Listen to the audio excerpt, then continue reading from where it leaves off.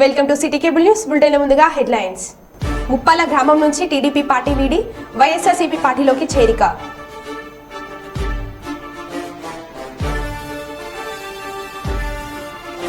శ్రీశైలం ఎన్నికల నేపథ్యంలో బీఎస్ఎఫ్ బలగాలతో కవాతు.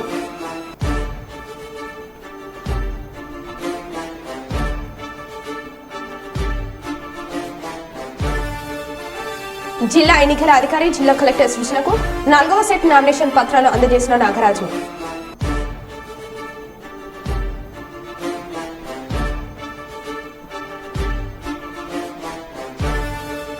ఇంటింటికి బాబు సూపర్ 6 ఎన్నికల పథకాల కరపత్రాలను అందజేస్తూ ప్రచారం నిర్వహించిన గౌరవ చరిత.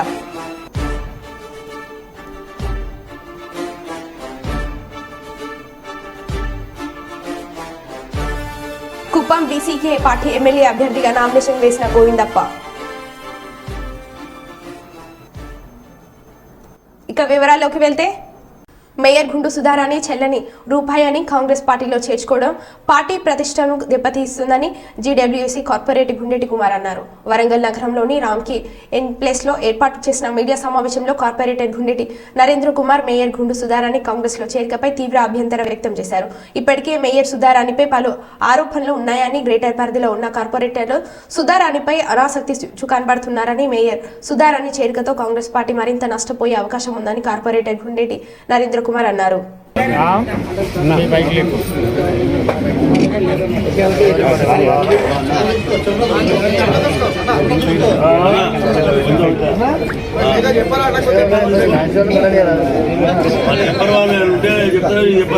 సంపాదించుకున్నాము, ఇంకా సంపాదించుకునేది పోవట్లేదు. దానికోసం నాకు అధికారం కావాలి. ఆ అధికారం ఉంటే కూడా ఈ 2 సంవత్సరాలు సంపాదించుకోవడానికి అవకాశం ఉన్నదని చెప్పేసుకొని కేవలం సేవా తత్పరతో కాకుండా అధికారం కావాలి, డబ్బులు కావాలనే ఒక ఆశతోటి తిరుగుతూ ఉన్నది తప్ప ఆశయంతో దీంట్లోకి రావట్లేదు. నిజంగానే పార్టీ పట్ల ఒక ఆశయంతో, ఒక చిత్తశుద్ధితో, ఒక అభివృద్ధితోటి ఈ పార్టీకి వస్తా అని ఒక ఆమె వచ్చినట్టయితే తప్పనిసరిగా ఆహ్వానించేవాళ్ళే. ఈనాడు ఈ గంట లోపల పిలువగానే విచ్చేసిన ప్రెస్ మిత్రులకు, ముఖ్యంగా మా సహచర కార్పొరేటర్లకు, మా కాంగ్రెస్ పార్టీ నాయకులకు అందరి పేరు పేరున మా నమస్కారాలు. ఈరోజు ప్రెస్ మీట్ పెట్టడం ముఖ్య కారణం ఏంటంటే, గౌరవ మేయర్ శ్రీమతి గుండు సుధారాణి గారు ఈరోజు మధ్యాహ్నమే టీఆర్ఎస్ పార్టీ నుంచి కాంగ్రెస్ పార్టీలో ఆమె ఒక్కగానే ఒంటరి మహిళలాగా, ఒంటరి మేయర్ గారు ఈరోజు కాంగ్రెస్ పార్టీలో జాయిన్ అయినారు. ఆ సందర్భాన్ని మేమందరం ముక్త కంఠంతో, సహచర కార్పొరేటర్ అందరం ముక్త కంఠంతో తీవ్రంగా వ్యతిరేకిస్తూ ఉన్నాం ఆమె రాకను. ఆమెను ఆహ్వానించట్లేదు, ఆమెను నిరాకరిస్తూ ఉన్నాం మేము. కారణం ఏంటంటే, ఆమె ఒకవేళ నిజంగా రావాలంటే మా తూర్పు ఎమ్మెల్యే మంత్రివర్యులు శ్రీమతి కొండా సురేఖ గారు, అదేవిధంగా కొండా మురళి గారిని సంప్రదించి ఒప్పించి మెప్పించి రావాల్సిన అవసరం ఉన్నది. ఇంకనూ రావాలన్నట్టయితే, ఇంకేదన్నా అధిష్టానం దృష్టి నుంచి రావాలన్నట్టయితే నిన్నగాక నిన్న ఒక బ్రహ్మాండమైన సమావేశం జరిగింది మన వరంగల్లోనే. కనీసం ఆ సమావేశంలోనైనా ఎవరైనా పట్టుకొని వచ్చి, ఏ దొడ్డిదారినైనా వచ్చి ఆ స్టేజ్ మీద ఎక్కించి వాళ్ళతో కండువ కప్పుకోవాల్సి ఉండే. అటువంటి సందర్భాన్ని కూడా ఆమె ఉపయోగించుకోకుండా ఒక దొడ్డిదారిన గాంధీ భవన్కి పోయి, నిన్ననే ఏర్పడ్డ కమిటీ మీకు తెలుసు, జగ్గారెడ్డి గారు, అదేవిధంగా ఇంకాను మహేష్ గౌడ్ గారు, తర్వాత కోదండరెడ్డి గారు, వాళ్ళ ముగ్గురితో ఒక కమిటీ ఏర్పడితే వాళ్ళని మిస్గైడ్ చేసి తప్పుదారి పట్టించి ఆమె జాయిన్ అయిన సందర్భం మేము పూర్తిగా వ్యతిరేకిస్తూ ఉన్నాం. మీకు తెలుసు, ఆమె ప్రస్తుతానికి నిన్నగాక మొన్న కూడా మన పేపర్లో పడింది, ఒక ఒంటరి అయిపోయింది. టీఆర్ఎస్ పార్టీ కూడా ఆమెను ఆ పార్టీ నుంచి వెలివేసింది, ఆ పార్టీ తీవ్రంగా మోసం చేసిందని చెప్పి ప్రోటోకాల్ నుంచి తీసేసిండ్రు. నిన్న మొన్న టీఆర్ఎస్ పార్టీ మీటింగులు పెట్టుకున్నా కూడా వాళ్ళు కూడా ఆమెను అక్కడ ఆహ్వానించలేదు. ఇటు కాంగ్రెస్ పార్టీ వాళ్ళు నిరాకరించి రావడానికి, వాళ్ళు పిలవడానికి నిరాకరించారు. ఒంటరి అయిపోయి దిక్కుతోచని స్థితి లోపల ఆమె పోయి వాళ్ళ కాంగ్రెస్ పార్టీలో చేరడం అనేది అభ్యంతరకరమని తెలియజేస్తూ ఉన్నాం. ఇటు విషయాన్ని మేమందరం కార్పొరేటర్లను కూడా మా వరంగల్ కొండా దంపతులకు ఏదైతున్నదో వారి ద్వారా వారికి పార్టీకి కూడా మేము విన్నవించేది ఏంటంటే, ఆమె ఒక చెల్లని రూపాయి. ఇప్పుడు ఆమె వెనక ఎవరు లేరు. కనీసం ఒక కార్పొరేటర్ పోయినా ఒక 10-20 మంది వాళ్ళు వెంబడిపోయే కార్యకర్తలు పోయి జాయిన్ అవుతారు. మొన్న మా కార్పొరేటర్ ఒంటరిగా పోయి కూడా పార్టీలో కాంగ్రెస్ పార్టీలో జాయిన్ అయితే, మీరేనా ఉన్నది, మీకు మేము పనిచేయలేదా, మమ్మల్ని ఎందుకు తీసుకుపోవద్దు అనేది మాకు నిలదీసి అడిగినారు ప్రతి ఒక్క కార్పొరేటర్ మా ఏరియాలలో. కానీ ఆమెను అడిగిన వాళ్ళు ఒక్కరు లేరు. ఆమె నెత్తి మీద రూపాయి పెడితే పావులకు చెల్లించే పరిస్థితి లేదు. ఇక్కడ తూర్పు నియోజకవర్గంలో చెల్లనామే ఆడిపోయి ఒక్కటి పోయి చేరడం అనేది చాలా బాధాకరమైన విషయం అని మేము చెప్తా ఉన్నాం.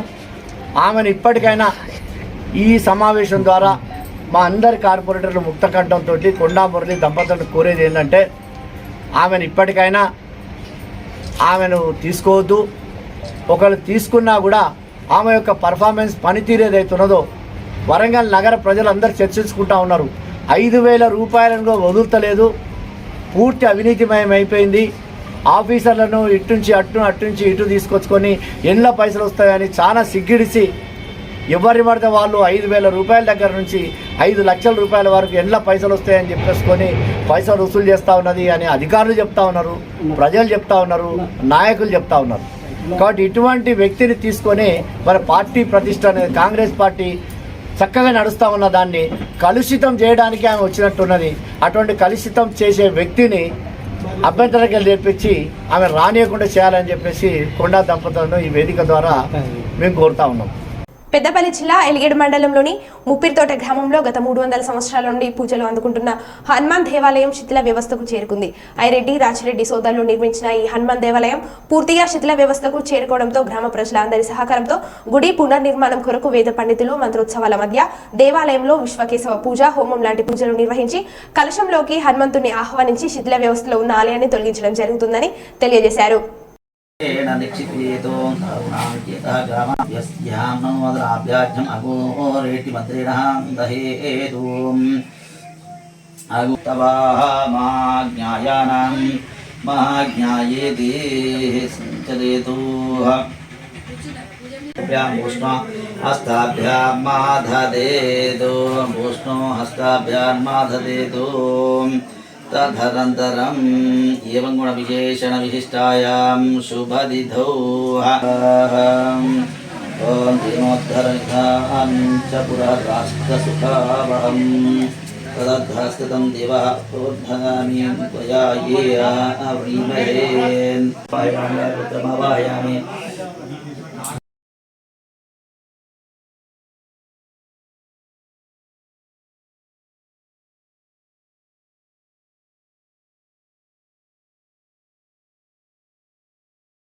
ఈ దేవస్థానం మాది ఎలిగేడు మండలం ముప్పిడితోట గ్రామం, ఆంజనేయ స్వామి దేవస్థానము. ఇది 100 సంవత్సరాల పురాతన దేవస్థానము. ఇది శిథిల వయస్సులో ఉంది కాబట్టి దీన్ని కూలగొట్టి నిర్మించడానికి ఈరోజు గ్రామ పెద్దలందరూ పురాతనమైన హనుమాన్ దేవాలయం అండి. దాదాపుగా 300 సంవత్సరాల పురాతనమైన హనుమాన్ దేవాలయం పూర్తిగా శిథిలావస్థలోకి చేరుకున్నది. పూర్తిగా చేరుకున్న భాగంగా దీన్ని అందరి గ్రామస్తుల సహకారంతో దీన్ని పునర్నిర్మించడం కోసం గ్రామ ప్రజలందరూ భాగంగా సబ్బండ వర్ణాల ప్రజల భాగంగా ఈరోజు దీన్ని పునర్నిర్మాణం చేపట్టడం జరిగింది. ముఖ్యంగా యూత్, గ్రామంలోని అన్ని కులాలు, అన్ని వర్గాల వారు ప్రజలు దీన్ని పూర్తిగా సహకరిస్తున్నారు. ఇంటర్ ప్రథమ ద్వితీయ పరీక్ష ఫలితాలలో అత్తాపూర్కు చెందిన శ్రీ అవిద జూనియర్ కళాశాల విద్యార్థులు విజయబేరిని మోగించారు. ఎంఏ, ఎంపీసీ, బైపీసీలలో ప్రథమ ద్వితీయ ర్యాంకులను సాధించారు. ఈ సందర్భంగా శ్రీ అవిద జూనియర్ కళాశాల చైర్మన్ అలమంద శ్రీనివాస్ మాట్లాడుతూ విద్యార్థులు కష్టపడి చదివించి మంచి ప్రతిభను రాణించడం ఎంతో హర్షించదగ్గ విషయమన్నారు. దీనికి గాను విద్యార్థుల తల్లిదండ్రుల ప్రోత్సాహం, మా సంస్థలోని ఫ్యాకల్టీ, ఉపాధ్యాయుల కష్ట ఫలితం ప్రతి ఒక్కరిని ప్రథమ ద్వితీయ స్థానంలో అద్భుతమైన ర్యాంకులను సాధించారని హర్షం వ్యక్తం చేశారు.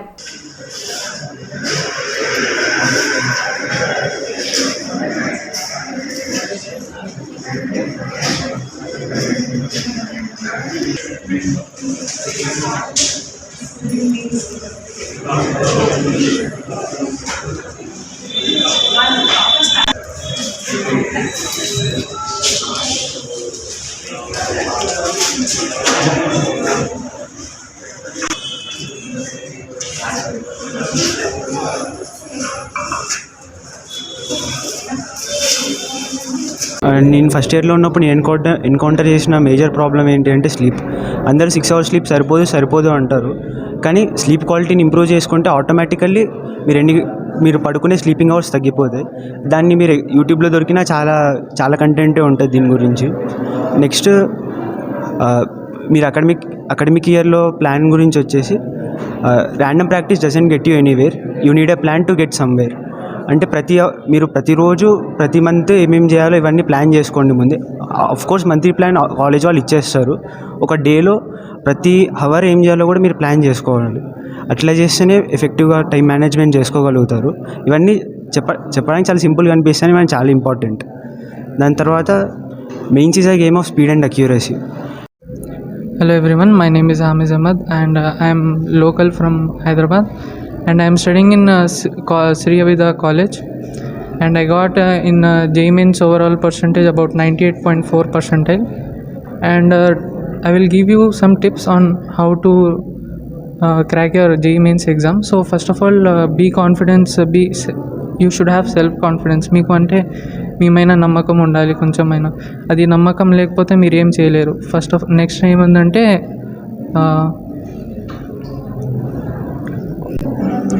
Next consistent. Sir college start చేసి ఇప్పటికి 6 years అవుతుందండి. 6 yearsలో మేము స్టార్ట్ చేసిన 2 yearsకే కోవిడ్ రావడం. కోవిడ్ బిఫోర్ మేము అద్భుతమైన రిజల్ట్ ఇవ్వగలిగాము. కోవిడ్ జరిగిన 1 year కొంచెం ఫ్లక్చువేట్ అయినా రకరకాల పరిస్థితులు ఉన్నాయి. ఇప్పుడు ఇమీడియట్గా మళ్ళీ మేమనుకోండి, స్టూడెంట్స్ అనుకోండి, ఫ్యాకల్టీ అనుకోండి, ఇమీడియట్గా మళ్ళీ ట్రాక్లో తీసుకురావడం, ఎవ్రీ ఇయర్ కన్సిస్టెంట్గా రిజల్ట్ ఇవ్వడం. కన్సిస్టెంట్గా మా నుంచి 20 నుంచి 25 మెంబర్స్ ఐఐటీస్కి ఎన్ఐటీస్కి వెళ్తూ ఉంటారు. అలాగే మాకుండే బైపీసీ స్ట్రెంత్లో more than 70% of the students medical seats వాళ్ళు రిటైన్ చేయగలుగుతున్నారు. సో ఇంత అద్భుతమైన సక్సెస్ రేట్ మేము ఇవ్వగలుగుతున్నాం. దానికి రీజన్ ఏంటంటే 1-to-1 అటెన్షన్ అండి. 1-to-1 attention. ఒక స్టూడెంట్కి సంబంధించి ఏదో ఒక టాపర్స్ వీళ్ళనే పట్టించుకోవడం, వీళ్ళ యావరేజ్ వీళ్ళని పట్టించుకోకపోవడం, అలాంటి పార్షియాలిటీ లేకుండా ఏ స్టూడెంట్కి తగినటువంటి ఫీడ్ ఆ స్టూడెంట్కి వాడికి అర్థమయ్యేలా మనం ఇవ్వగలిగిన రోజు ఖచ్చితంగా మనం అనుకున్న రిజల్ట్ సాధించగలుగుతాం. ఓపిక, ఓన్లీ ద పేషెన్స్. సో పేషెన్స్తో మన స్టూడెంట్ని డీల్ చేయగలిగితే వాళ్ళుండే స్టేజ్ నుంచి ఖచ్చితంగా మనం ఇంప్రూవ్ చేయడానికి అవకాశం ఉంటుంది. మిగతా కాలేజ్కి మీ కాలేజ్కి ఏం డిఫరెన్సెస్? మా కాలేజ్ పాలసీస్ అన్నీ యూనిక్ ఉంటాయండి. నేను ఐఐటి బాంబేలో చదువుకున్నాను, అలాగే ఇంకా నా ఫ్రెండ్స్ ఉన్నారు ఇక్కడ. మా ఒక్క సంస్థలోనే అత్తాపూర్ శ్రీ అబిదా క్యాంపస్లో ఇంచుమించు ఒక 9 మంది ఐఐటియన్స్, ఎన్ఐటియన్స్, బిట్స్ పిలాని బ్యాక్గ్రౌండ్ ఉన్న ఫ్యాకల్టీ ఉన్నారండి. అదొక్కటే నేను చెప్పొచ్చు. నేను మిగతా కాలేజెస్ గురించి మాట్లాడదలుచుకోలేదు. బట్ మా కాలేజ్కి ఉండే స్ట్రెంత్ ఏంటంటే 9 మంది ఈ రకమైన ఫ్యాకల్టీ ఉన్నారు. People studied from IITs, NITs, BITS Pilani kind of organizations. అంటే ఈ రకమైన యంగ్ టీమ్ ఉండడం, అలాగే ఒక అద్భుతమైన experience, IIT streamline teaching చేయగలిగే, నీట్ స్ట్రీమ్ లైన్ టీచింగ్ చేయగలిగే అద్భుతమైన ఎక్స్పీరియన్స్డ్ ఫ్యాకల్టీ. నియర్లీ ఒక 30 మంది టీచింగ్ స్టాఫ్ ఉన్నారు మాకు. వాళ్ళందరూ కూడా ఒక కట్టుదిట్టమైన పాలసీస్తో స్టూడెంట్ ఫ్రెండ్లీ వేలో, రిజల్ట్ ఓరియంటెడ్ వేలో టీచ్ చేయడం అనేది శ్రీ అబిదాకు ఉండే ఒక అద్భుతమైన పాజిటివ్ ఆస్పెక్ట్గా నేను నమ్ముతాను. కరీంనగర్ పార్లమెంట్ ఎన్నికల ప్రచారంలో భాగంగా కరీంనగర్ అంబేద్కర్ స్టేడియంలో ఎమ్మెల్యే గంగుల కమలాకర్తో కలిసి మార్నింగ్ వాక్లో పాల్గొన్న కాంగ్రెస్ బీఆర్ఎస్ ఎంపీ అభ్యర్థి బోయినపల్లి వినోద్ కుమార్. ఈ కార్యక్రమంలో టీఆర్ఎస్ నగర అధ్యక్షులు చెల్ల హరిశంకర్ తదితరులు పాల్గొన్నారు.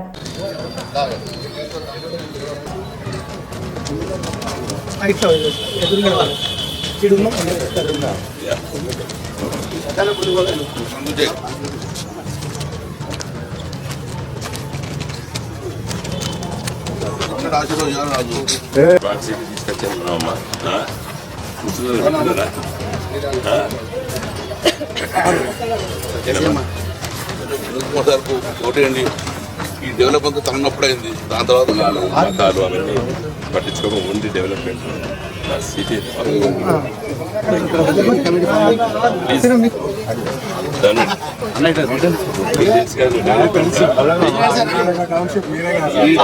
టౌన్ డెవలప్మెంట్ ఇద్దరు అంత ముందు ఉద్యోగులు చేరుకుంటారు గారు. మేమందరూ ఢిల్లీ బాగా చేస్తాము. కులాల పేరుగా, మతాల పేరుగా లొల్లి పెట్టుడు కాదు, మనం బాగా చేసుకోవాలి. బాగా చేసే ఆలోచనలు మాకున్నాయి. బ్రహ్మాండంగా దీంట్లో దయచేసి ఈసారి డెవలప్మెంట్ కోటేరి మేము ఇద్దరం కలిసి డెవలప్ చేసినాం వ్యాపారంతా కళ్ళ ముందు రావడం డెవలప్మెంట్ మాదే వాళ్ళొక్క అవకాశం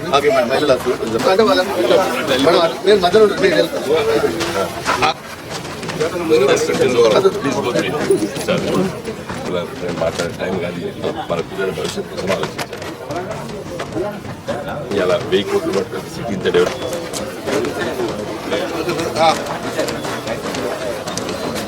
నమస్తే ఆరు డెవలప్మెంట్ కోటేరి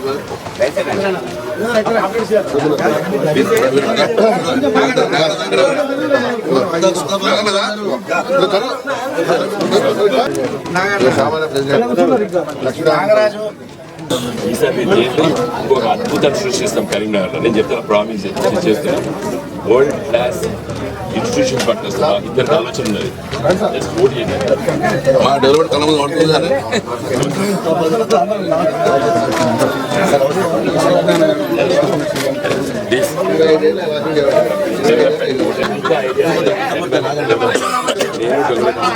ఎగ్జిక్యూట్ చేస్తాను. నన్ను ఆశీర్వదించి కొంచెం ఈరోజు ఇద్దరు కలిసి పని చేస్తాం. రామరెడ్డి పటేల్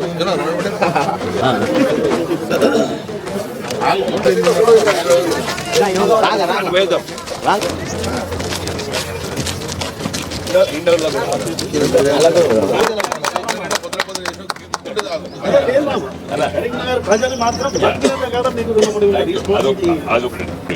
ఒకటి స్మార్ట్ సిటీ చాలాసార్లు మీకు అంత అవగాహన. 1000 కోట్ల కూడా 700 కోట్లు ఖర్చు చేయడం గమనిస్తున్నాం. గవర్నమెంట్ దాన్ని రాసిచ్చిన తర్వాత ఖర్చు అయ్యేదాంట్లో 33% 1/3 కాస్ట్ రాష్ట్ర ప్రభుత్వం భరిస్తుందని చెప్పి ఇప్పించిన.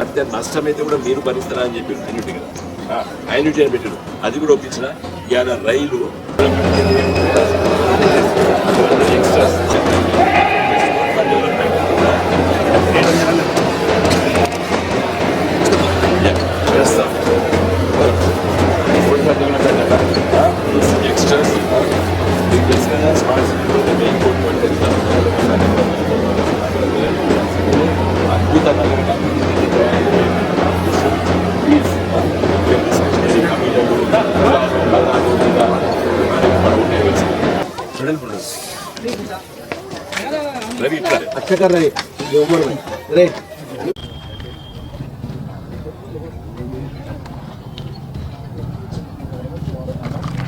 ఈరోజు కరీంనగర్ నగరంలో ఉన్నటువంటి అంబేద్కర్ స్టేడియంలో వాకర్స్తోని కలిసి ప్రచారం చేయడానికి గంగుల కమలాకర్ గారి నాయకత్వాన మా పార్టీ శ్రేణులు అందరం కూడా ఇక్కడ ఉన్నటువంటి వాకర్స్ని కలిసి ఈ పాంప్లెట్స్ డిస్ట్రిబ్యూట్ చేసేసి చాలా స్పష్టంగా చెప్పినాం.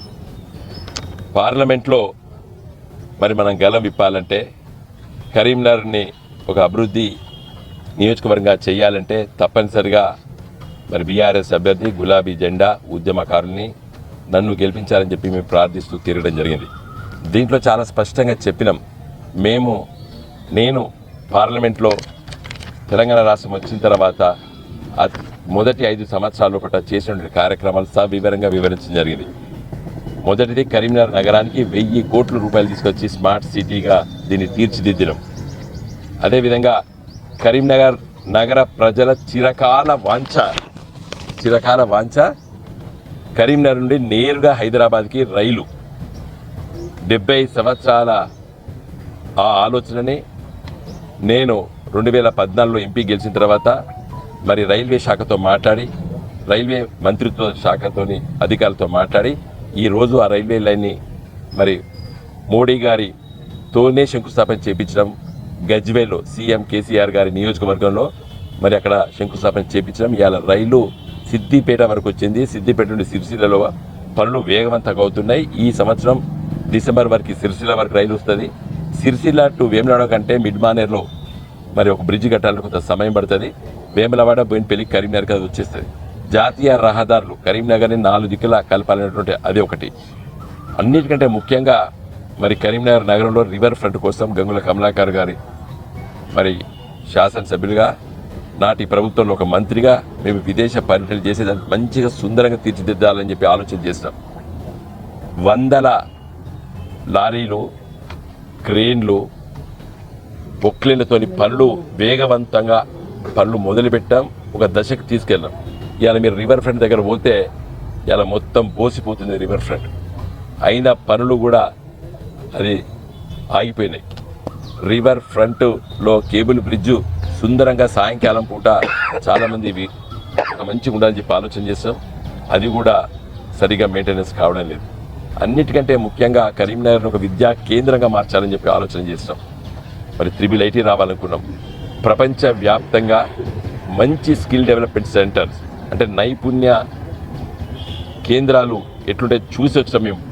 సింగపూర్లో ఇన్స్టిట్యూట్ ఆఫ్ టెక్నికల్ ఎడ్యుకేషన్ని నేను వెళ్ళి చూసి వచ్చి దాన్ని తెలంగాణలో రావాలని చెప్పి ఆనాటి కేంద్ర ప్రభుత్వం దగ్గర తిరిగినాం. దురదృష్టవశాత్తు నేను ఓడిపోయిన తర్వాత దాన్ని పట్టించుకునే నాదుడే లేడు. మా ప్రత్యర్థులు బీజేపీ నుండి బండి సంజయ్ గారు, కాంగ్రెస్ పార్టీ నుంచి రాజేందర్ గారు మాట్లాడుతున్నారు, గులాబీ జెండాకి ఎందుకు ఓటు వేయాలి, మేమే కదా జాతీయ పార్టీలు మాట్లాడుకుంటున్నారు. జాతీయ పార్టీల ఎంపీలతోని ఒక్క పని కాలేదు. బీజేపీ ఎంపీగా బండి సంజయ్ గారు గెలిచిండ్రు. కేంద్రంలో బీజేపీ ప్రభుత్వం ఉన్నది. 5 రూపాయలు తీసుకురాలేదు కరీంనగర్ పార్లమెంట్ నియోజకవర్గానికి. ఒక్క అభివృద్ధి కార్యక్రమం తీసుకురాలేదు. ఇంకో నేను ఈ పాంప్లెట్లో వేసుకోక తప్పలేదు. మరి నేను, గంగుల కమలాకర్ గారు, నాటి మేయర్ రవీందర్ సింగ్ గారు, మేము వెంకయ్య నాయుడు గారితో గెలిచినాం. నితిన్ గడ్కరీ గారిని గెలిచినాం. ఇలా రైల్వే శాఖ మంత్రిని గెలిచినాం. ప్రకాష్ జావడేకర్ గారు గెలిచినాం. ప్రధానమంత్రి మోడీ గారు గెలిచినాం. పార్లమెంట్ ఒక గాలం ఇప్పినాం. ఒక్క బొమ్మ చూపి అని చెప్పండి బండి సంజయ్ గారిని. ఒక మంత్రి దగ్గర పోయి కరీంనగర్ గిరి కావాలని అడిగినని చెప్పండి. ఎందుకయ్యారు కరీంనగర్ ప్రజలు ఓట్లు? ఏమంటాడు నిన్న, నేను 3 లక్షల మెజార్టీతో గెలుస్తా, వినోద్ కుమార్ గెలిస్తే నేను రాజకీయ సన్యాసం తీసుకుంటా అని చెప్పి ఒక టీవీ ఛానల్ ఇంటర్వ్యూ ఇస్తాడు.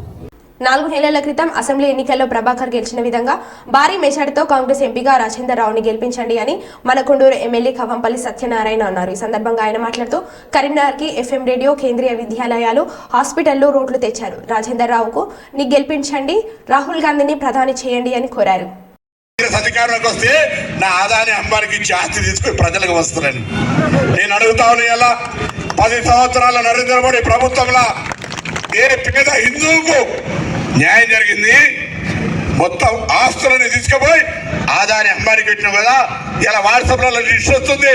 100 మంది దేశాన్ని మోసం చేసినటువంటి విదేశాలకు పారిపోయిన కోట్లాధీశ్వరులు అందరు హిందువులే కదా, నీ గుజరాత్ వాళ్ళే కదా, ముస్లింలు ఉన్నారు అట్లా. మరి ఇలా వాళ్ళ గురించి మాట్లాడితే దొంగ దొంగ అన్నట్టుగా. నిన్న గుజరాత్ ముఖ్యమంత్రి వచ్చింది ఇక్కడికి నామినేషన్ కు. ఆయన అంటాను, నేను గుజరాత్ లో సూరత్లో గెలిచిన. అరే భాయ్, నోట్లతోటో బెదిరించో ప్రజాస్వామ్యానికి గెలిస్తే గెలిచినట్టు.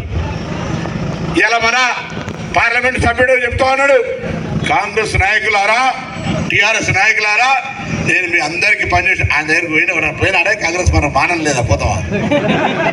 ఆయన స్పీచ్ అదే చెప్తా ఉన్నాడు, మీరంతా చూడండి ఒకసారి.